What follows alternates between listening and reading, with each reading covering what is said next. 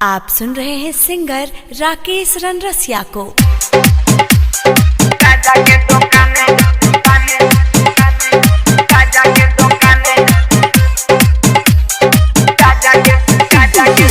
भक्ति में मनवा डोले डोले डोले, जैसे वो जय शिव बोले बोले बोले। भक्ति में मनवा डोले डोले डोले, जैसे वो जय शिव बोले बोले बोले।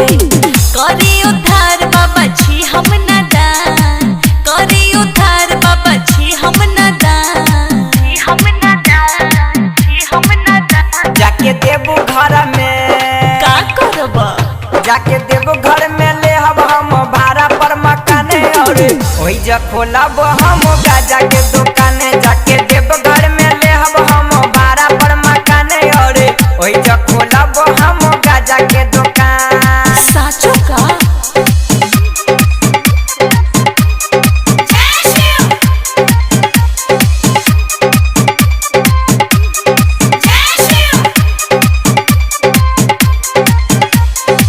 कांवर के पावर हो जाई जे देसी, लीज चिलम के डोज हो। यही से कहता नी ले लो ना तू, मौका मिली ना रोज हो, मौका मिली ना रोज हो। कांवर के पावर हो जाई जे देसी, लीज चिलम के डोज हो। यही से कहता नी ले लो ना तू, मौका मिली ना रोज हो। बोलबम के नारा पर देवे सब ध्यान, बोलबम के नारा पर देवे सब ध्यान, देवे सब ध्यान। जाके देबो घर में का बोला ना, जाके देबो घर में ले हम भाड़ा पर मकान और ओही जा खोलब हम गाजा के दुकान। जाके देबो घर में ले हम भाड़ा पर मकान और ओही जा खोलब हम गाजा के दुकान। बढ़िया प्लान बा। गाजा के दुकान, गाजा के दुकान, गाजा के लेके पुड़िया जाले कावड़िया, लेते बाबा के नाम हो। सदिक रसीला और नीतीश निराला, जपेला बोलबम के नाम हो, जपेला बोलबम के नाम हो।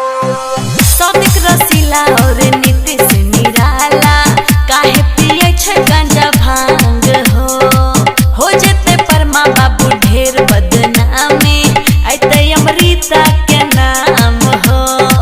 राकेश रनरसिया देवे पंडा के दान, राकेश रनरसिया देवे पंडा के दान।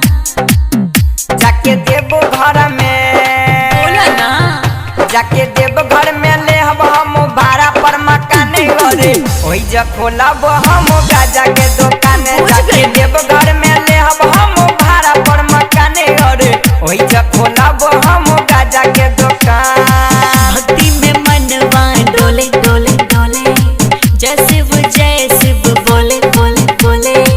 भक्ति में मनवा डोले डोले डोले, जैसे वो जय शिव बोले बोले बोले।